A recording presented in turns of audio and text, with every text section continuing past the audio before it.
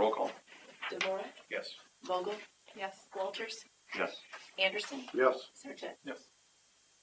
Motion carries. Next item is the electric and natural gas franchise fees. It's time to close the regular meeting and open the public hearing on the proposed electric, natural, and gas franchise fee. Ask the clerk when the notice was published. November 1st. Any written comments for or against proposed franchise fees? No, sir.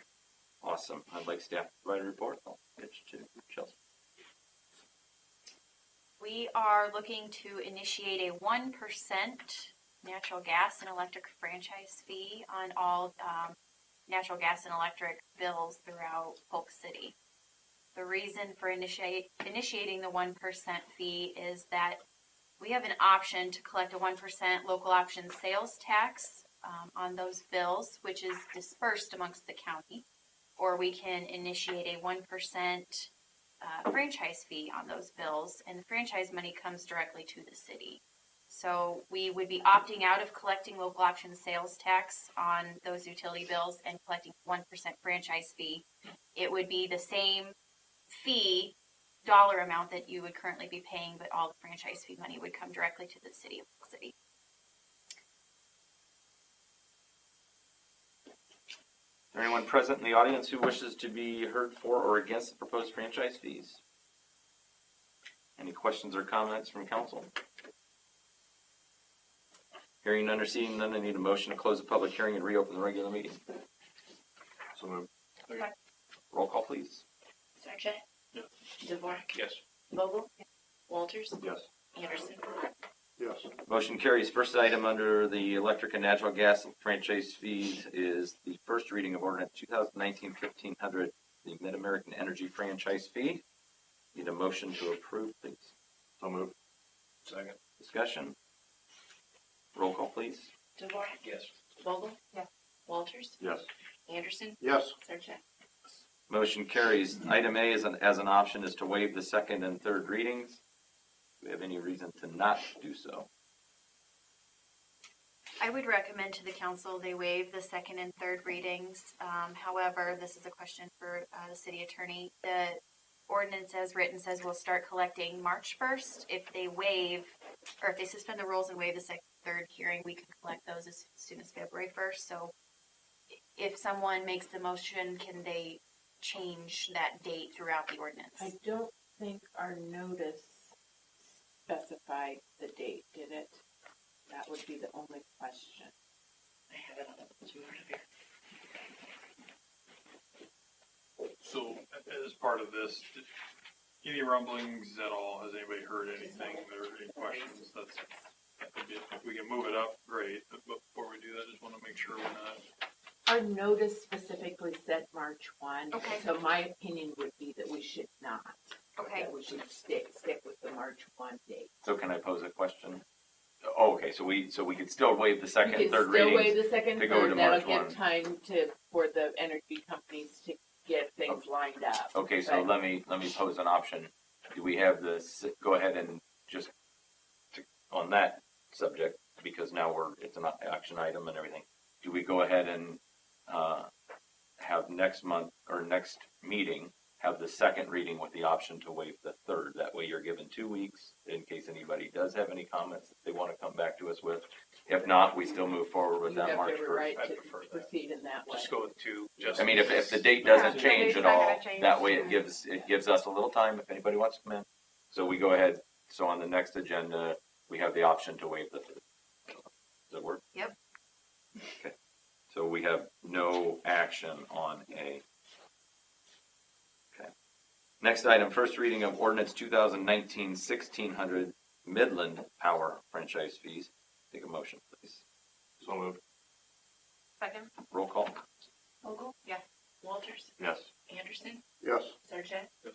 Dvorak. Yes. Motion carries. Okay, so we'll do the same thing on that one too. The second reading with the option to waive. Perfect. Next item, public comments. It's time for comments for any item other than those in our public hearing. Wish to speak, please come to the podium, state your name and address for the record. Anyone in the audience wish to be heard? Hearing none, seeing none. Moving on to consent agenda. Consent agenda. Take a motion, please. I'd like to line up. Okay. Pull item F. Take a motion on the rest of it. moved. Second. Roll call. Sarchet, Yes. Dvorak, Yes. Vogel, Yes. Walters, Yes. Anderson. Yes. Motion carries. Item F, Resolution 2019-103, fixing a date for public hearing on November 5th, 2019, 6 p.m. for the sale of real estate property located at 510 South 3rd. So I know this is procedural, and I know I said my piece, at least the group in the closed session. I'm in getting the feedback, and I appreciate Chelsea reaching out to the groups that she did, watching the Parks meeting, have a few other conversations. It's kind of solidified my position that this isn't the direction that I want to pursue, and they'll do deference to the developer and everybody else. I'd like to give them that heads up as soon as possible. So, I get that it's procedural, so moves ahead. Just wanted to, I won't be voting. I just wanted to put that. Does anybody wish to make a motion on F on 2019-103?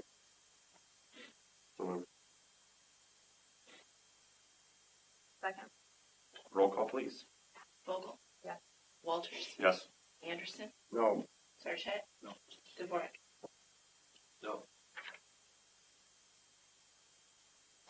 Motion fails. Next item under business items, item A, Resolution 2019-105, approving pay app number 1, the amount of $42,227.50 for the 2019 street repairs project. Kathleen? Yeah, this is the first pay application on this project. At this point in time, through the November 1st cutoff date, project was 28% complete, 23% of the working days used. There were 3 intersections that have been completed: Southside Drive, Marina Cove Court, and Lindale. There are 2 that are half completed, where they've paved removed and replaced half of the pavement at the intersections, or at the repair locations on Northern Trace Court and Hillcrest, right just north of West Side Drive. They have not pulled out the second section. They're waiting to make sure that if there's good weather, they need to not remove the pavement unless they can remove it and replace it that same day. So it's possible it'll be closed. Just again, weather dependent, but we're not going to allow them to remove it and then leave it open or rock back in.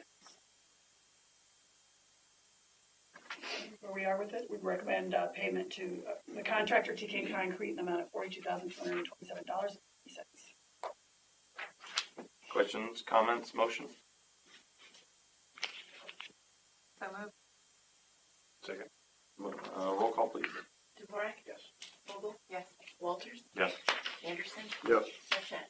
Yes. Motion carries. Next item, Resolution 2019-106, approving payout number 3 in the amount of $6,403.76 for the East Grimes and Deer Haven intersection repairs project. Okay. Yes, this includes all work through November 1st. All the paving has been completed, including the street, as well as the sidewalk ramps. So we're just, the next pay application would just cover surface restoration and seeding. So that project's 98% complete, with having used 94% of the working days at this time. Payment would be, that we're recommending at this point in time, is $6,403.76. Questions, comments, motion? So moved. Second. Roll call. Sarchet. Dvorak. Yes. Vogel. Yes. Anderson. Yes. Sorry, Walters. Yes.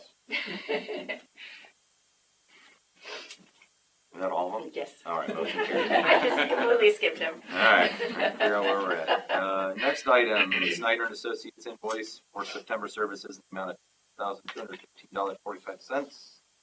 Motion. Second. Roll call. Dvorak. Yes. Vogel. Yes. Walters. Abstain. Anderson. Yes. Sarchet.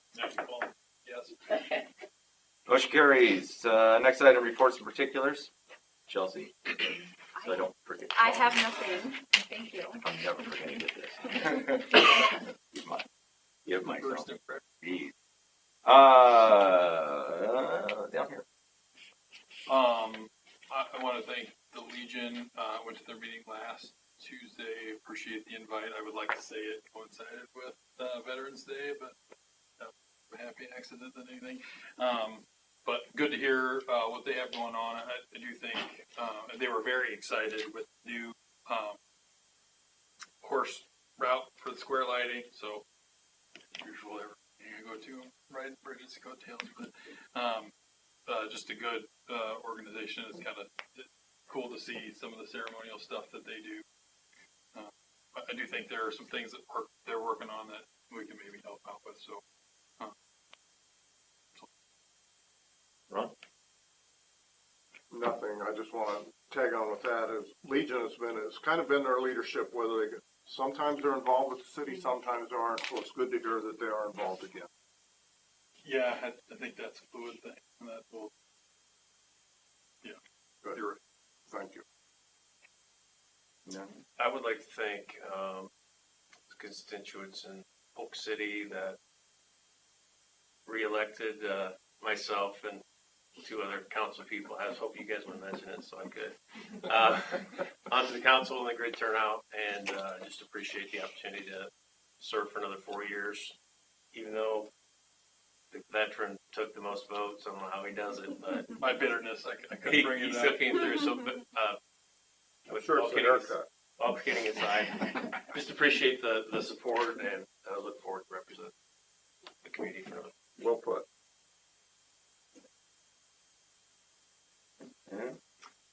Just to give an update on the community visioning, Ron and I went yes. to the kickoff meeting in Ames on Thursday.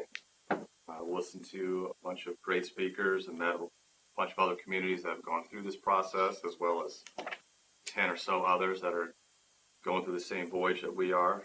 I think we had a very good showing, and I think we're going to learn a lot from this process. So I'm glad we moved forward on that endeavor. It was very exciting. Glad I went. It's a lot of help out there. I have a lot of confidence moving forward with what will come of this. Yeah, I mean, it's just the showing from Polk City. You know, we had high school kids up to Ron, so we had a good wide range. That's a gap. Wow, up to Ron. Huh? I as well was going to congratulate you guys on getting reelected, and was going to call your attention to Ron. I was going to say the same thing. How you keep doing? Good job out of you. I have a bigger accomplishment than that. What's that? I've been married the same woman. That is an accomplishment. All right. So Yes, you're absolutely right. I do like to report on the various ribbon cuttings, which seem to become more fast and frequent. But I'm glad Bridget's here so she can remind me the one that we did last week, 2 weeks ago. Remind me of the name. One more rep, fitness and Yes. Rhea Salon. Rhea Salon. That Right was the one I next to couldn't each think of. other. Yeah. Yep. Yeah. So down at the down in the center, there's that's all full now. Yeah. So good job. And Bridget even came around tonight, gave a couple more updates. Good stuff going on over there. Appreciate that. Yeah. Do you have anything? Either one of you. I do not. I've let James. I actually do have something. It's kind of a, so one of the things that I've been looking at is our staffing situation at the library. One of the concerns that I have is the fact that our evening 5 to 8 person and Saturday 9:30 to 4 person is always there alone. And I think that that is something we need to move away from for safety and liability and accountability. And it was something that I was really kind of looking for in the fiscal year 21 budget. But I think as most of you up there know, our part-time person, that one person who covers all those hours, broke her leg at home back in September. And so we've been 20 hours short since then, and we've been trying to cover that internally, and it's just becoming harder and harder. In talking with Lindsay and Chelsea both, I'm working on, and with my board, the board is supportive of working on a proposal probably for the next board meeting to go ahead and add 26 staff hours a week so that those positions are not single person positions. Gives us some room to have somebody get sick. Optimistically, I mean, January is optimistic as far as this person being able to come back to work. Yeah. So, Good call. Hey, and just because we had one of those days today, you want to just update everybody on the inclement weather policy with the library, and because it is a big change, and I'm glad that you guys went through it. I really am. so yeah, this is the second year of that policy. We weren't quite prepared to implement it this morning. In fact, I hadn't even looked. I no longer have anybody in the game, so I don't pay attention. And the youth librarian texted me about 7:30 and said, "So should I put out the reminder that morning programming is canceled?" And I'm like, "Whoa." Mm-hmm. So yes, so we are no longer automatically closed when North Polk School is closed.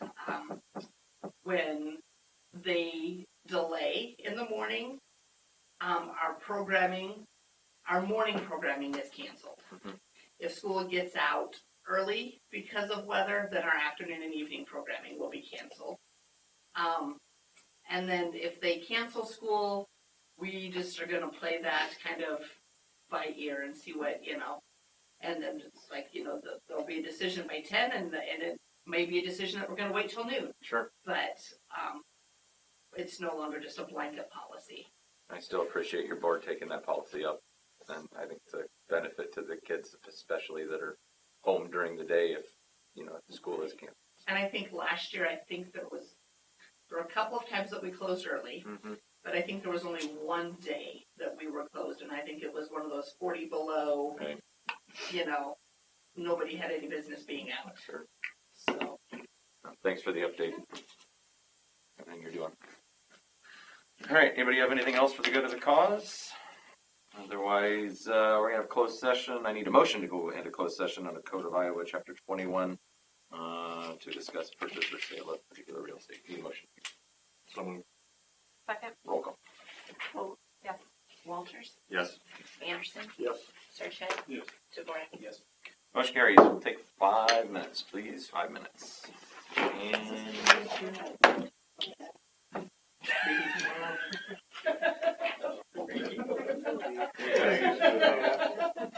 yes. Yes. I'm going to talk about